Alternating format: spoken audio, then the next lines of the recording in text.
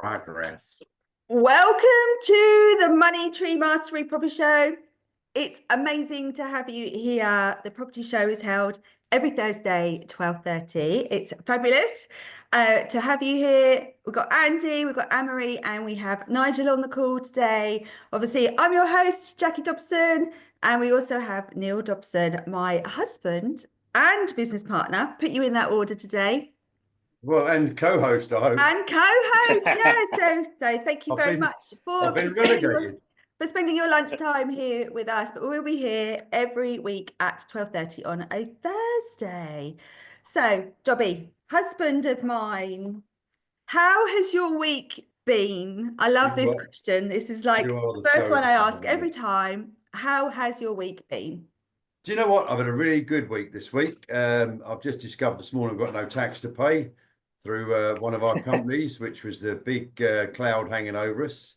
So that's really good news. Did fantastic day with my new husband, Andy, on Monday. That was that could be a very, very profitable day. I think it's fine-tuning the numbers is quite difficult on this, but we've got Claire out there working on some comparables. As I'm going to be politically correct right now. I won't call her what Oliver calls her. But yeah, she's out doing some research on our behalf. And then Tuesday, great networking on the golf course, which was possibly the toughest walk I've ever had. Really good contact made there with some, bringing some really good leads for us as a business. Yesterday, obviously, last night we had the Moneytree Mastery Property Network event. Gave huge value last night with our guest speaker, Paul Hilliard from LMPG, who really highlighted the benefits of becoming a subscriber to LMPG. And I'm sure he got quite a lot of business out of last night. I'm sure he got some new subscribers and lots of people with refurbs on the go, which can really benefit from that. So had a very good week. And today, obviously, I see your lovely face on screen. So rather than in the same room. So I'm just I'm blessed, aren't I? I apologise. The dog has decided to have a bark at people outside. We can't hear us. Oh, that's all right. Yeah. I'll just carry on then. That's absolutely fine. Yeah, last night was so good. It felt like a long time, didn't it, since we all got together and were networking, because it was the week before Christmas, wasn't it, that we did it? Seems like a long time had passed. So it was awesome to meet up with everyone last night. And lots of chats, lots of interesting conversations actually. With a few people running service accommodation.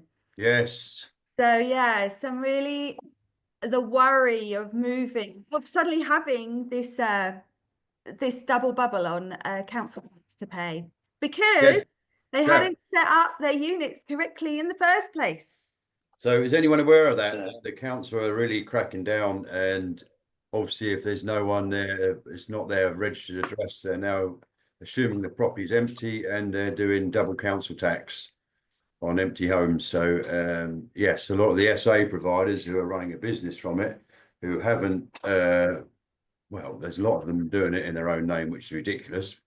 But a lot of them are unaware that you just apply for business rates. And if you've got one unit, you'll get 100% business rates relief in any case. So you go from double council tax to zero if you know what you're doing. So it's, the power of education, isn't it? And knowledge. Absolutely, it absolutely is. Yeah, so there's lots of frowning about double council tax and what do I do with business rates? And the fears is people seem to think that business rates is super scary, and it's not. It's just a business. It's a few pounds more than council tax, but it's a lot less than double council tax. So there's a lot of talk of SA last night, and especially rent to rent SA around not just council tax but TOMS. Does anyone know anything about TOMS scheme? Something we're learning. Tourist operators margin scheme. We qualify because our business was a ready-made business. We haven't transitioned it from a you know, a normal home into a SA business. So we qualify for TOMS, whereas those that have created serviced accommodation in their property, they don't qualify. So they need to be very careful that they can't claim it. TOMS basically, in my simplistic terms, is you buy nights at a price, you sell them at another price, obviously with a profit, and then you pay VAT on the balance between those two. So the profit between the two, not on the entire turnover, etc. So, but what you can't do is take out costs of that margin. So you can't reduce it by your utilities or whatever. It is the cost of the night as you purchase it against the cost of the night when you sell it. So, Speak to a specialist tax accountant. yeah, to it's very complex. It's a lot more complex than that, but that is the sort of nuts and bolts of it. Yeah, absolutely. Fabulous, fabulous. Can you just do your little introduction, please? I hope you've been practicing this. Now, Are you ready? did you really believe that I'd be standing here practicing all morning? Did you? No, I would have been amazed if you had it done. But ready? Go for it. So welcome to the Moneytree Mastery Property Show. We're here today with a lot of our guests, and we're here to share great up-to-date knowledge and news on what's going on in both the property market, the lending world, etc., etc., and obviously lots of information and talk about rent to SA or SA in general at the moment. So we'll cover off that. But we are Neil and Jackie Dobson, and we're your hosts, and we're here every week, Thursday, 12:30, to bring you up-to-date news and hopefully a little bit of fun as well to lighten up your lunchtimes. Woohoo! Oh, I like Nothing that like ending. Lighting up your lunch times. Like it. Oh my God. Boom. Fabulous. So on today's show, we have got a guest today. We have our delightful Andrew Tucker. He is actually one of our business partners. We've known, oh God, how long have we known you? Seems like forever. But Andrew Tucker is basically Neil's business husband. I have now been ditched. And Andrew and Neil actually spend more time together than Neil and I spend together. So that's saying something. Good for a long-lasting marriage, I can assure you. I have been replaced. So Andrew is a property investor, also has his own build team. I'm not going to say you're a builder because that's exactly what you're not. Andrew has moved away from being on the tools, and now basically, where, as you can see, he's very relaxed, spends a lot of time on the golf course, and is now full on investing in property. So we'll be hearing from Andy a little bit later. I have no idea what he's going to be talking about, but it will be full of golden nuggets because he is a mind of information. And I've actually got some questions for you as well. So I'll throw them at you a bit later. Yeah. So Neil, what's new? What is new in your world? So we've had my world, or the news, or the property world, or the lending world, or all of the above. Well, we haven't got Jake this week because this is the week that he's unable to come because he has other commitments. But yeah, what is new in the property world? Well, in the lending world, very little new apart from the fact that products are coming and going weekly. So the lenders are creating a new product, and then they've changed their mind because the swap rates have changed. So the cost of their borrowing, so they withdraw the product and create another one, and it's just a bit of a mess at the moment. But if you've got the right broker, when you're getting close to completion, you can lock in the best rate and see the deal through most beneficial rate to you at that point. So even though you've secured an mortgage offer, it doesn't mean you have to stick with it all the way through the conveyance. If a better offer comes up, you can switch prior to commitment. So yeah, that's very, very simple. So apparently investors are flocking to the high streets and business parks to buy up property to turn them into shops with uppers. So all the office blocks, all the shops, etc., down the high streets that have just got storage above or etc.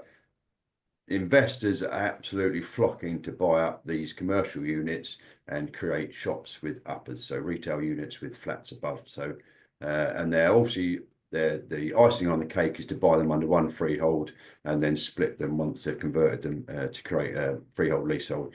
But that has gone up. Apparently, it's 65% this year of the amount of interest they've seen on high street units and retail parks, etc. So that's massive. And we can back that up really, as you know, Andy and I have been looking for office blocks. We looked at one on Monday. That's not what we went to see, but it just happened to be sitting to the side of the property we went to look at. And that one's got more interest for us than the one we viewed. So you've got to keep your eyes open and look for every opportunity. So December auction results. Obviously, we had the budget and the announcement about stamp duty, but December auction results were up 6.6% compared to December last year, which included a significant rise in residential sales, which is for the obvious reason that people are trying to get their properties, their investment properties, or their homes prior to the stamp duty change. So they're all buying through auction so they can complete quickly and avoid the rise in stamp duty. So there is more auctions lined up that you could still do that. So if you, I would, any investors listening in, I would have a look at the auction websites and see if you can see, see a deal that really works for you. Win it in the auction and then complete prior to the 1st of April to avoid the stamp duty rise. So that's my golden nugget. Apparently, now this is really interesting. Well, I thought so.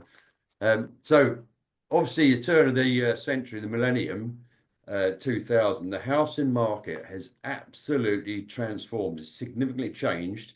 And this is quite an outstanding figure, that with the average house price increasing in value by 257% in those 25 years. So that does ring true that the properties generally double in value every 10 years. So where else do you want to put your money? Bricks and mortar, long-term investment. And this one's quite interesting. There's talk of legislation going through where builders that build big projects, big estates, etc., will be no longer to avoid number 13. They have to label one of them or number 13 as address, apparently. I don't know why this is so important, but yeah, so there could be. The trouble with that is historically number 13 has been worth less than all the other properties because of obviously because people are mad. My very first house was number 13. And how did that go? Wow. I got married on the 13th. We moved into number 13 and I'm divorced. So very well. Yeah. Very, very well. So that's the news. Amazing. Thank you very much. It's very interesting actually about the auction. I mean, it makes there's a lot of chat actually. We talked a lot about auctions last week as well. But our mentees have been looking at auction properties over the last couple of weeks. And yeah, there are some really great properties listed on as lots in the auctions. And yeah, you can definitely see that there's more and more coming on. Yeah, and it is because of one, the renters' rights bill is imminent, so lots of changes there, and also because of the stamp duty changes in April as well. So yeah, so that is really pushing people to, because they want quick sale, and it's historically the auction house that we predominantly focus on would have less than 100 lots each auction, and recently they've had over 140 in each auction. So there's people are using that route really to offload their properties quickly and get their money in the bank. Yeah, and it's great. We've bought through auction, we've sold through auction. Obviously it's not guaranteed, but you have got a fighting chance, and it's super quick as well. 28-day completion. Sometimes they elongate it a little bit depending on the auction conditions, but yeah, within 28 days you could be pretty much have the money in the bank. So yeah, it is a great way. It's a great way to buy, but obviously there are cautions Yeah, do your due Uh, diligence. yeah, Never buy with, never 100%. offer on the property you haven't seen. Always view it. Yes. But, yeah, Yeah. Read the a legal lot. pack. Let's There's a do a lot bit of more the to homes it under than the that. hammer. Read the legal pack. Yeah. Yeah. Yes, don't do what they do on Homes Under the Hammer. That's for No, sure. and just buy it like if it's a bag of sweets. Yeah. Yeah, that's not a good idea. That's not a good idea. So, Mr. Tucker, I don't know if you're ready to just to introduce yourself, talk about whatever you're going to talk about, enlighten us with some golden nuggets, because I know there's so much stored in that brain of yours. Are you ready? Well, I'll give it a go. I'll try. We keep making Andy basically do public appearances. It's pushing him way outside of his comfort zone, but every time we ask him to do something, he steps up and he's amazing. So I'm going to welcome to the floor Mr. Andrew Tucker. Thanks, Jackie. Um, that it sort of got put on me last night to if I would help out, so or if I would. So the only thing that I was thinking about today really is mould and how people they underestimate mould and they sort of like poo-poo it a bit. They don't treat it as serious as it should be treated. They they're actually categorising mould in the same category as asbestos now, and they are changing all the legislations to deal with it. You will have to be a proper certified mould technician.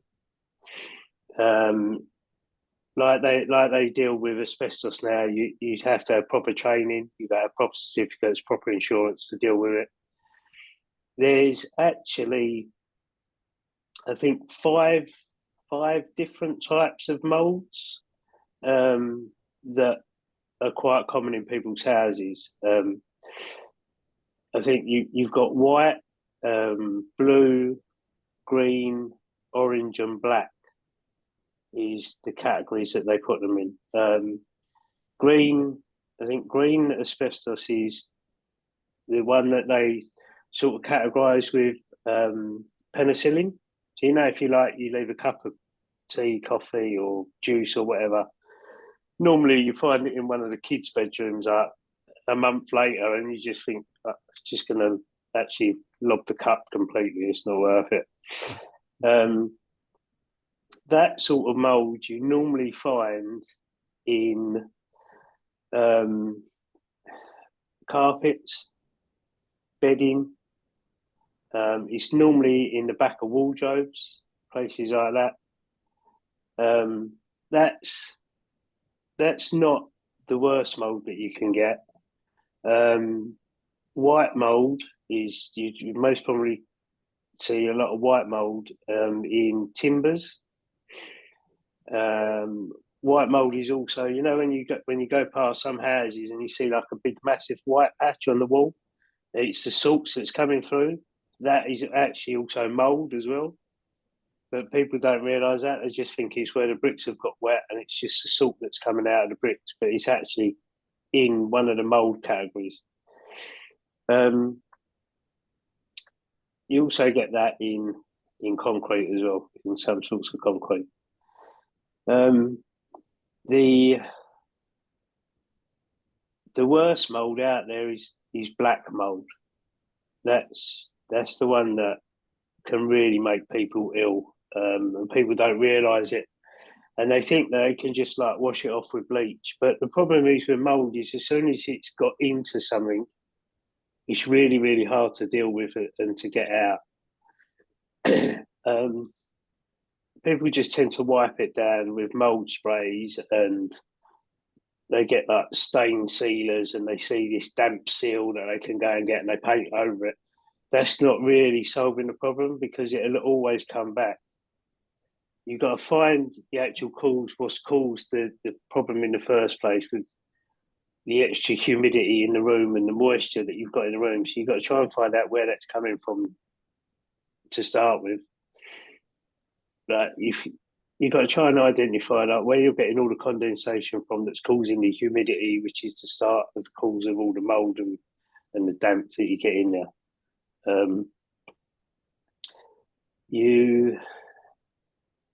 Like my advice really with mold is once you've got it. I mean, I'm not a mold specialist by any streams of the imagination, but for me, whenever I've seen mold in any product in any place, I would advise anybody just to cut it out.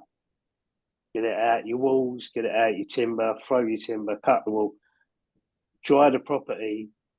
A lot of people do is they hack off all the mold or they clean the mold off of the actual cement or the actual plaster that's in the room, and then they will just rebuild it, replaster it, paint it.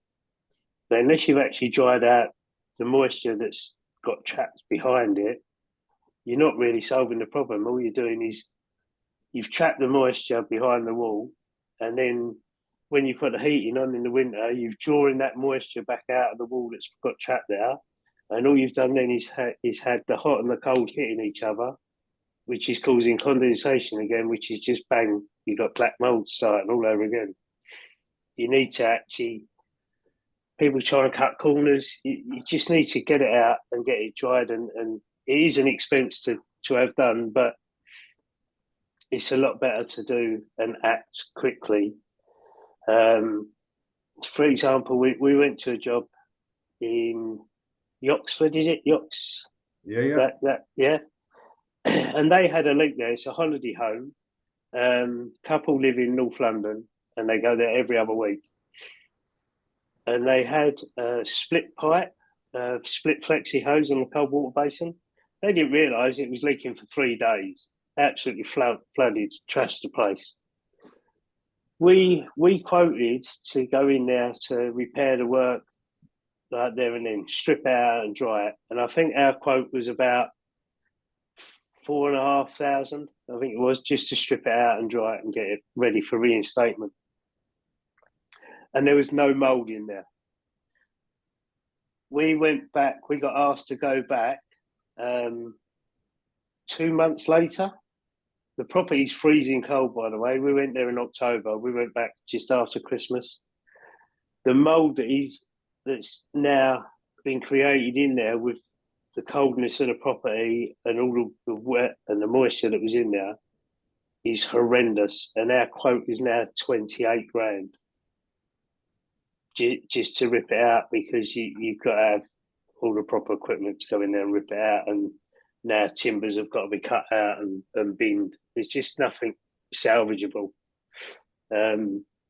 We done one in Braintree. They had a flood. They had a flood in January. They still haven't gone back in their property. The insurance company, because they couldn't see it, that's another problem that people find. Because they can't physically see something and they just see like a brown stain on their ceiling, and they don't realise the damage that's behind it because you can't see it. But you've got a lot of mould that grows on the back of boards, in ceilings, in walls, behind skirtings, places like that people can't see. And this couple, they had a flood while they was on holiday.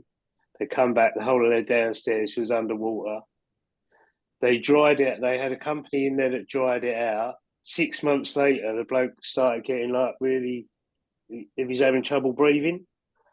We went in there in October, I think it was, or November. We cut out six holes in the floor in various spots in there. We took swabs underneath the actual subfloor of the house, took swabs in different places, all come back positive with mould, which is what's caused his he can't breathe like properly. Respiratory problem. Respirate, yeah, that's it. So now they now got a lawsuit on their hand because of his health. So the insurance company now are panicking. They still haven't been in the house for nearly a year now. because of the issues it causes. And people just, I don't know why they don't take it as serious as it should. And I know in this industry, in the property industry, they're trying to make a landlord aware of it, and you're going to get massive fines now. There's going to be no, oh, it's the tenant's fault. Oh, they're hanging washing out and they're causing all the condensation and all that. They're going to then put it back on the landlord to turn around and say, well, you need to put something in place to prevent that from happening. You need to show us, you need to evidence that you've put like a heat recovery system in, or you've got proper ventilation in every room. You're avoiding the tenants from doing it. Because they do, the problem is you've got tenants who, especially flats, where they've got nowhere to go and hang their washing outside, it's all stuck inside. They've got damp clothes being dried above radiators, and they've got the doors closed, and all they're doing is creating humidity in that room. You get it in showers, especially in the winter when you've got a fully tiled bathroom or panels. People don't have the heating on in there. They've got no window. They don't have a cold, or like have the cold air coming in. They've balled up all the air vents, and then you've got the steam from the shower that just creates tiny little black mould spores on the ceiling. They wipe them off, but because they've left them, they get embedded in the boards, and you're never going to get rid of them unless you actually take the boards out. It's quite bad, really. People just don't know how to deal with it properly. It's a really tricky subject. Thank you, Andy. Because you've been to a particular property where we have had a continual problem, but it's also educating the people that live there is the hardest thing, because they don't feel like they feel like it's the house, not them. So we've got an instance at the moment where there's furniture up against air vents, beds shoved right up to the wall. There is nowhere for air to circulate. There's a tumble dryer being used with no ventilation, so that's obviously causing the hot and cold and the humidity. The tumble dryer is put in what was meant to be a larder cupboard when we built it. So there was no power in there, so they've run an extension lead into the cupboard, shut the door with a tumble dryer in there. The funny thing is, we had an EICR done on it, and they failed it because of the extension lead. And we were like, how's that to do with the electrical circuits? But yeah, it is a real problem. And it doesn't matter how much us as landlords try and educate our tenants. It's so difficult to get them to it's about understanding the science behind what causes the mold to grow. That is the hardest and people over insulate their properties. The problem you've got a lot of old council properties that had all the old crystal windows, and then people went, oh, they're freezing, so they've slung them out and put double glazed, triple glazed windows in, and they don't realise that they might have been freezing, but that little bit of air circulation you got, now you've got sealed windows, and it's going black all around the windows. Because you've stopped that air circulation. People do it. They go and insulate their loft, and they go, oh, I've got to tuck it all down in the eaves. Want to stop all air coming in, and then they don't realise. But they're getting. If you go in people's bedrooms, you see like a black line all around the ceiling, around the edge of the ceiling. It's where they've shoved the insulation down now and stopped the airflow. So you then starting to get timbers that are rotting, and you're ending up with that black mould around there because they want to stop all the cold from getting in, which I get. People want to be nice and warm, but a house still has to breathe like a human. I mean, if you stop breathing, you die. And that's all people are doing to houses. They're just over-insulating them. So this particular property, I think you've actually visited it. But we've put, is it a PIV unit? you know, that you put in the ceiling. It goes Yeah. into. We put one of them in, so that was a significant investment. We did supply a dehumidifier. We've also had some air bricks put in. So we've spent a lot of money trying to solve this problem. But I mean, ultimately, we believe it's the tenant now. They've got 2 teenage children in there, which all the washing kicking around, and you know, they've blocked all the air vents up, and so, but you know, ultimately, we're going to be held to account, which is just very wrong. Yeah, it is wrong. So But what's what your you need to do is you need to go in there and you need to evidence what you've done is sufficient enough to stop Yeah. the cause of the mould, and you need to evidence that they've taped up. It's most places you go in, they've got like a bit of cardboard over the air vent, all taped up like that. You know, what have you done that for? Oh, it's freezing, mate. Well, it's freezing for a reason, you know. But and I don't get it. Like you want to try and stay warm, but you're gonna have to put another jumper on, mate, or walk around with your coat on because you can't stop it. But people do it, and it is tenants all the time. Well, I say all the time, but majority of the time it's tenants that they just don't want the cold. And it is amazing how quick black mold appears. And I can give an example of that. One of our apartments, Lakeview Apartments, which is a serviced accommodation unit, had a long-term guest in it. He'd been in there 2 months. And you can see he's visibly drying, airing his clothes in the bedroom. And then he sends photos of a bit of mold up the side of the wardrobe on the wall. So to be fair, our management team contacted me. We acted immediately, said we'll move you into a different apartment, regardless of the fact that we believe he's caused it, because we've never had an issue. We've had them since 2000. So we moved him to a different apartment, and we sent our team in to clean it all off, treat it, and that. And then he opted to move back into that one. And next thing, we get a phone call from his partner saying, "Oh, Craig's in hospital. He's had to cancel all his work. He's booked into a hotel because he can't stay there any longer, and he's in hospital with respiratory problems." And we went, "All right, what hospital?" She didn't know. What hotel? She didn't know. So I said, "I'll find out." We never heard from them again. They're just a scam trying to get compensation out of us. Yeah. So they caused it themselves and then tried to hold us account. Yeah. And they will, because they know it's so bad now. It's starting to be in the public eye all the time. Yeah. Mold. Yeah. So what's the best piece of advice from educating tenants, and then best practices from a landlord's point of view? Put you on the spot. Cool, blimey. I think for educating tenants, I think you've got to educate them in the way I would turn around and say, like, if you shut off your air supply to your body and you can't breathe, you're going to die. You're going to cause yourself a lot of internal injuries.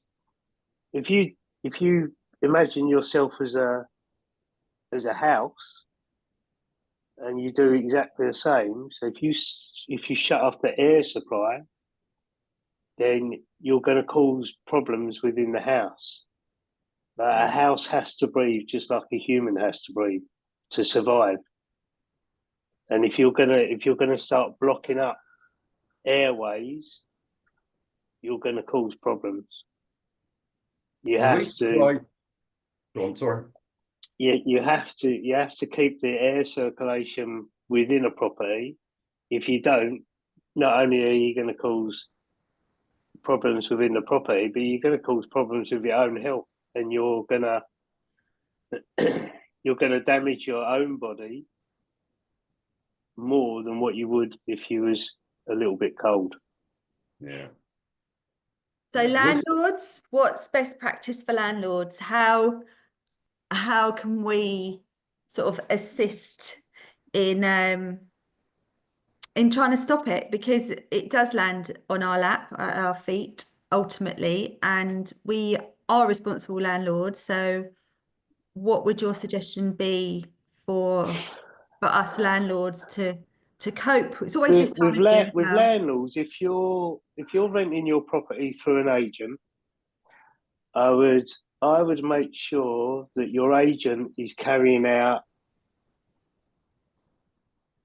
monthly or 6 weekly checks on each property that you've got, and I would give the agent a list of everything that I'd want them to look at and look for within the property to prevent any mould growing.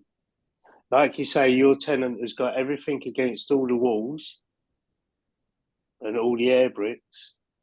You shouldn't have any furniture against an external wall. You should move that furniture away to create an airflow. I know in some properties it's hard where you've got where your bed's positioned and where your wardrobes are positioned. Normally one of those has to go against an outside wall, and I get that.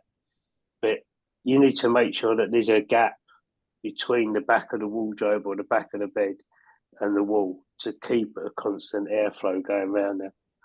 So I would make sure that the agents are doing regular checks and reporting everything.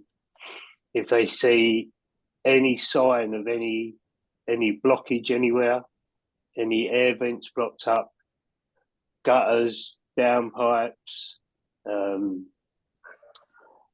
just a general overall checklist. You know, like when you go on a viewing, you want to find all the shit covered up, and you want to find the mould.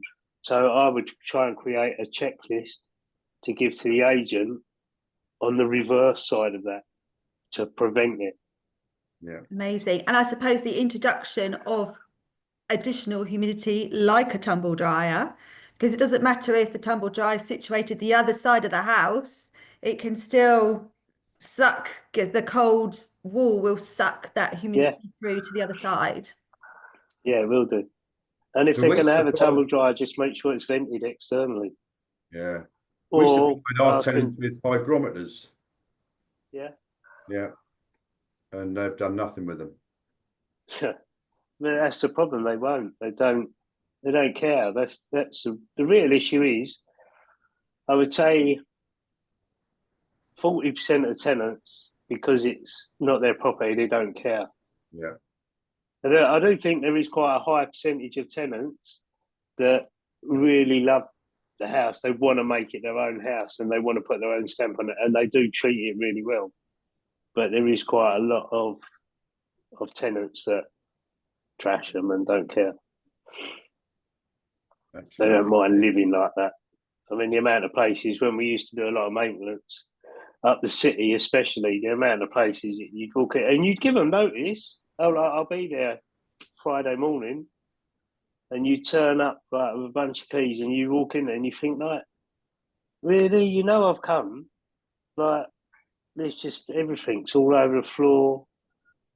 You know, this, and surprisingly or not, we found that women and girls are the worst. They're worse than blokes for leaving all sorts of stuff flying around on the floors, and you just think, well, why don't you just? Yeah, I mean, I don't want to see. Yeah, that's right. Yeah, it is. Do you know what? The funniest thing I had one day, I was in South London in Balham, and I got asked we had to go and quote to refurb this house, and I'd phoned up and left a message, no answer. I'd got the keys off the agent. I'd gone and knocked on the door, rung the door, knocked on the door, no answer. I opened the door, shouted out, hello, nothing. And I'm walking around. It's a big 5-bedroom house in South London. I'm walking around and I'm measuring up and that, and I've got my tape measure and I've shoved it like that underneath the floor and underneath the bed. And I thought, there's a fucking pair of legs underneath the bed. This girl, I don't know if she thought I was a burglar or what, but she has panicked and she's shit herself and she's literally crawled underneath the bed and she's hiding under the bed. And I'm like that, and she's come out, she's crawled out from underneath the bed, and then she just sat in the middle of the floor like that. I said, like, all right, yeah.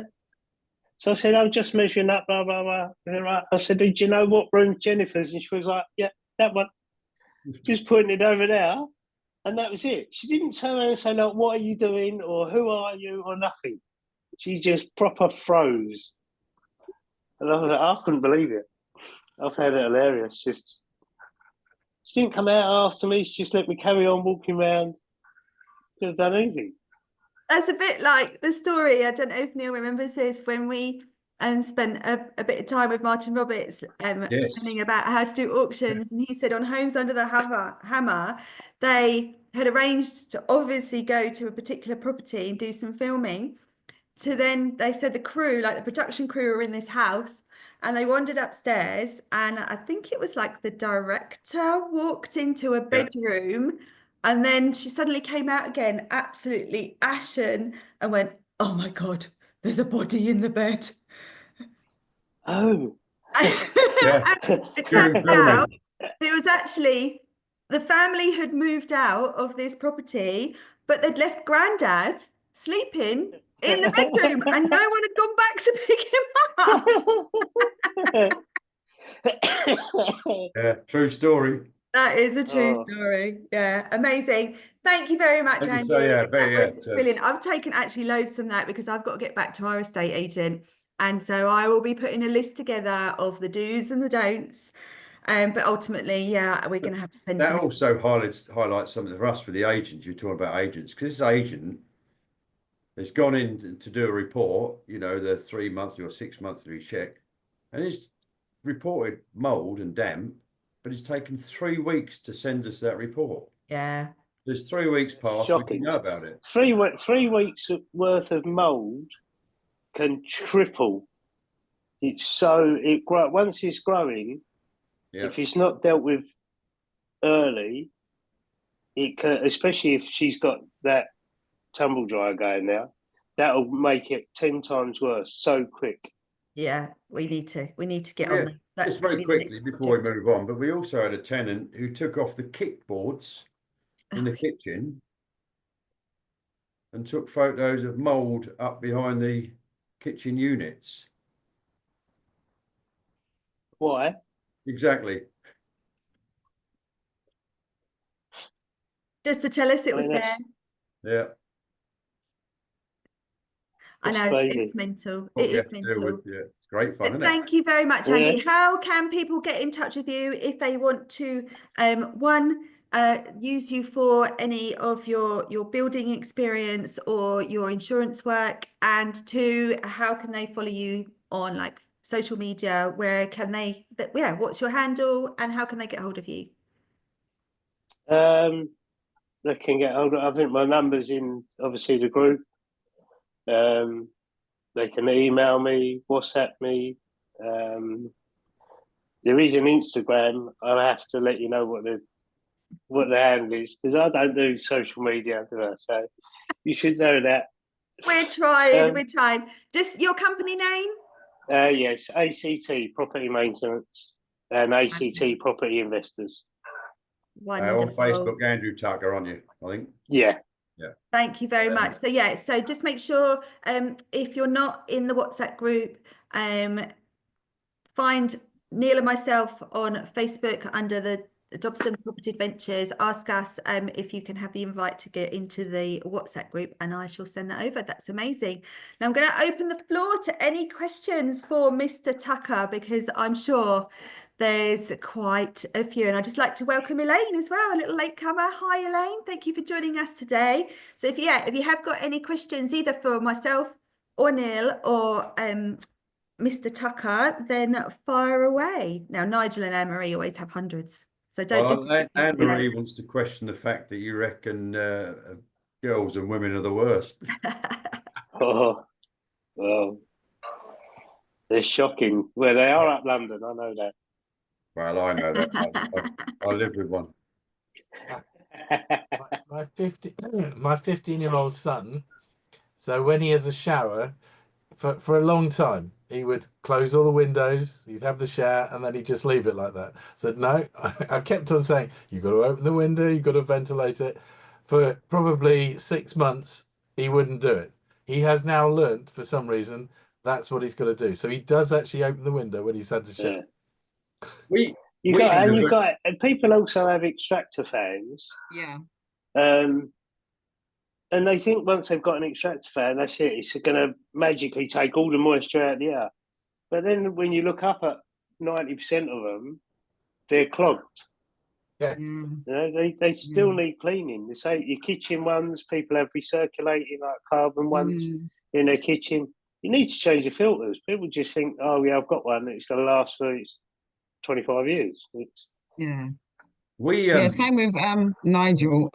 My son, we have the house that I have is very old, so we have the bathroom downstairs. So you can imagine it's quite cold. But my son does the same thing, and it drives me nuts because we have tiles from the bottom to the top, and I have to explain to him, there's condensation. I'm cold, mummy. I said the best thing for you to do is have a very quick shower, run in, try and get out. That's it. You know, that's what I say. I say that, listen, I can't afford to start dealing with damp and mold. It would do my head in. I'm very funny about things like that. So he's learnt to understand it. And I just say to him, have a very quick shower. So it's always open. Even when it's cold, I never close it. He doesn't like it, but he's got no choice. This our scenario is quite interesting. We didn't have an extractor. And then we had one installed. We never had a problem with mold. Since we had the extractor installed, we get mold everywhere. Do you really? We've stopped using it.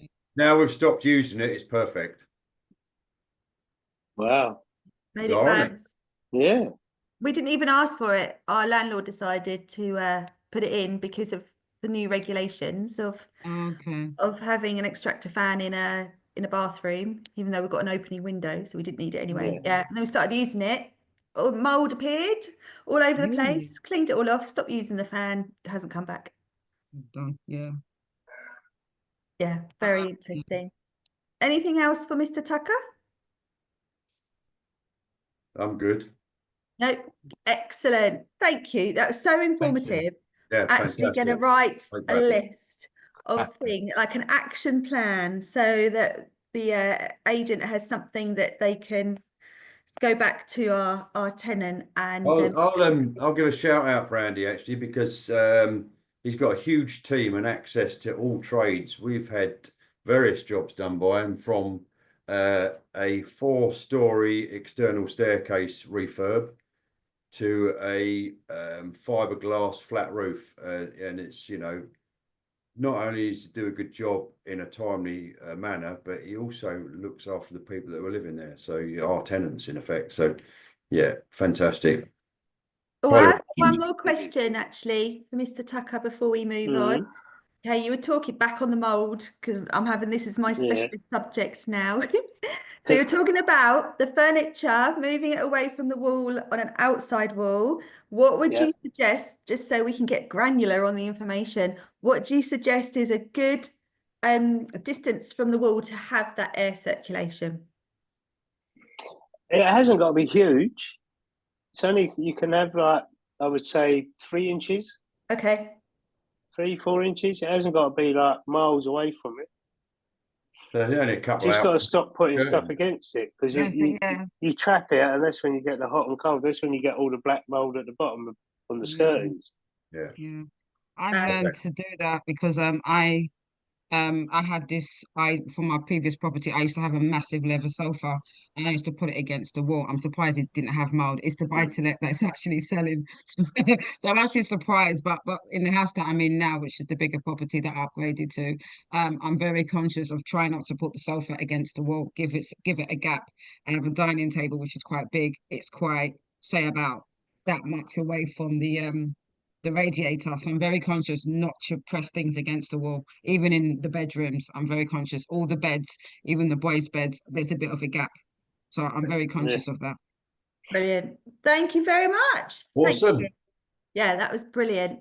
So if you have anything else you want to get in touch with Mr. Tucker about, then either contact us, so Jackie or Neil Dobson at the Dobson's Property Adventures. Also our website is the Dobson Property Group.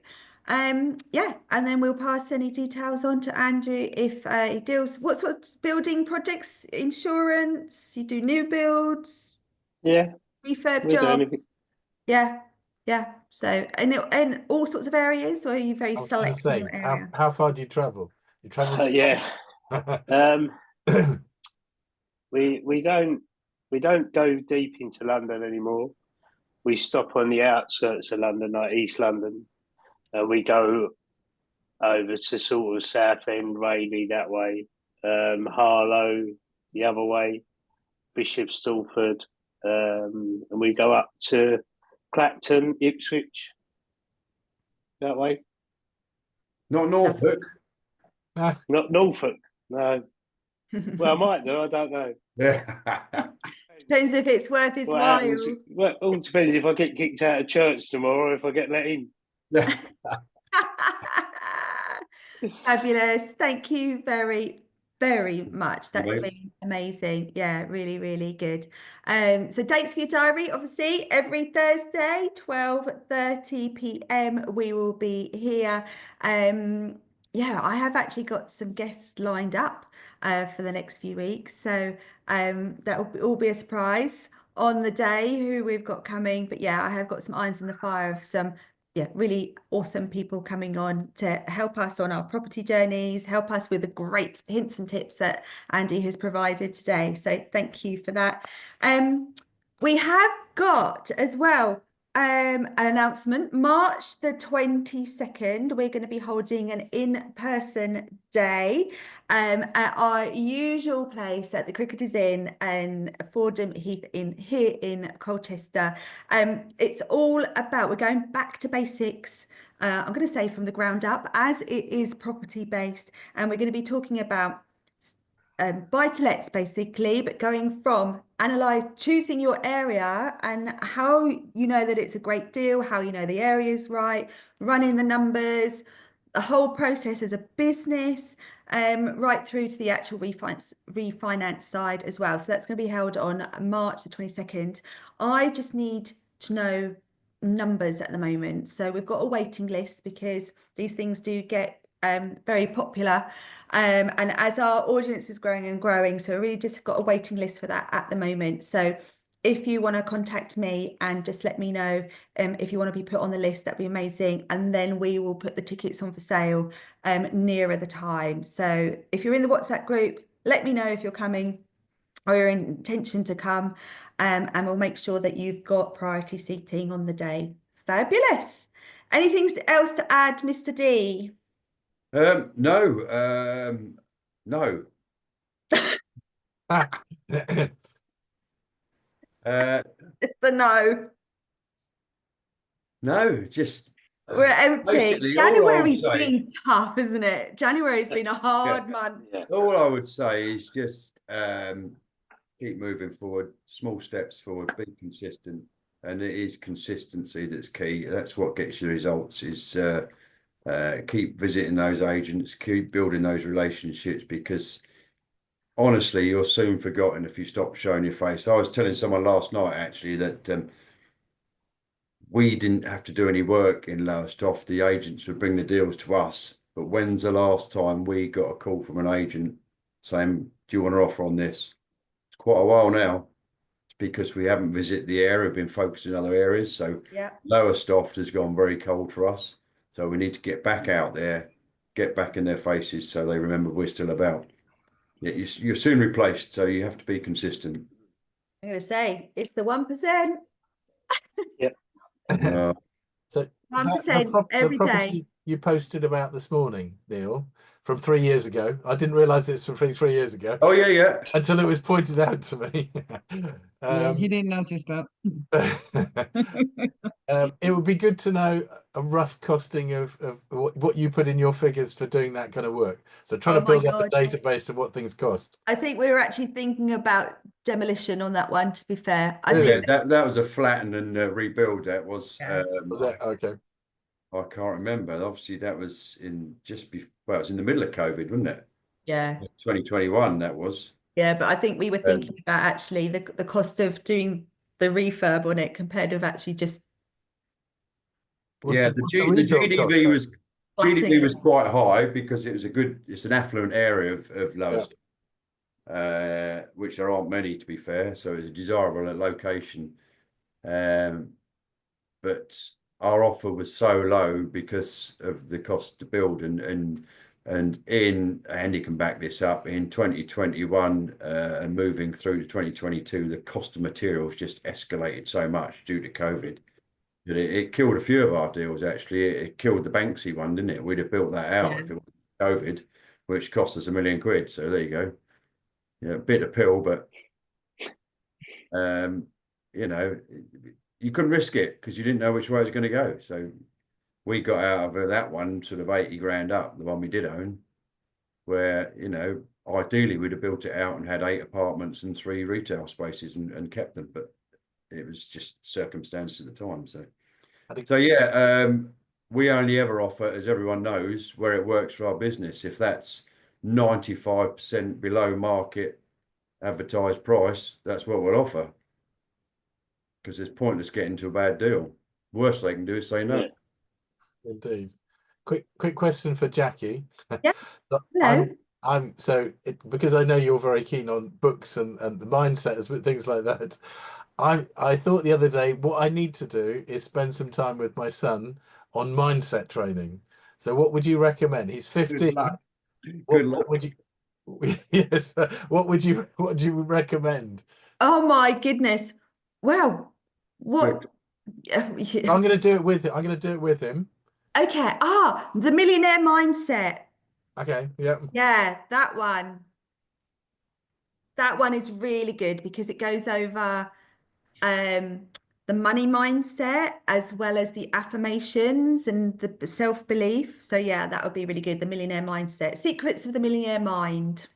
Anything you can do to enhance their ability to manage money, I think, is invaluable. He's good at that. He's already very good at that. Yeah, because it's not taught in school, is it? And it's invaluable if you can manage your money well, or make your money work for you. And in terms of videos that could be watched? Oh my goodness. You want influence? I'd say like something like Diary of a CEO, just to influence someone. Do you know what? That would be amazing because he has such a diverse guest on there covering all sorts of topics from all sorts of industries. Yeah. Diary of a CEO. Yeah, I'll watch him. He's really good. Yeah. Stephen Bartlett. Well, obviously Stephen Bartlett. Heartthrob. We've met him. Yeah. We haven't mentioned that. It's brilliant. And actually, I mean, has he got like the entrepreneurial spirit? I think he has, hasn't he? Because he earns 1,200 quid a month from YouTube. Yeah. I think he's a millionaire. He's a millionaire as well for his businesses. Also, the BBC, it's called BBC Maestro. I don't know if anyone's come across this, but they do short, almost, you know, oh my God, what's it called? The Open University. The BBC Maestro do really tiny, like educational sort of courses on there. They're really affordable. And Stephen Bartlett does one actually on about building business. I think it was like 70 quid or something, and it's a whole like learning module of how to brand a business, build a business. So it might be worth getting into things like that. Just have a look and see what's on there. But somebody else to follow about money is Jason Greystone. He's another one. Fantastic. We've had some sessions with him. He's just a really lovely chap as well. He's actually, started building his wealth when he was probably the same age as your son, Nigel, to be fair. He realized the beauty of business and the beauty of leverage. So Jason Greystone's one to follow as well. Okay, brilliant. Thank you. Yeah. Thank you. No problem. Okay, we've come to the end of the show. Fabulous. Well, thank you so much for attending today. I am going to put this out on replay, so we'll open it up to the big wide world for people to watch. Yeah, so like us, follow us, find us on social media. Spread the word so we can build the number of attendees, and then we can get guest speakers on. If you have anything that you want us to cover in particular, then let us know, put it in the WhatsApp group, and we can do certain subject topics for you. Yeah, we're here to help you in your property journey, in business, and we're just got the most fantastic network and some really, really great people just at our fingertips. So yeah, so it's super to have you here with us this lunchtime, and we'll see you the same time, same place next week. Brilliant. Thank you very Thank you very much. much. Thank you. See you later.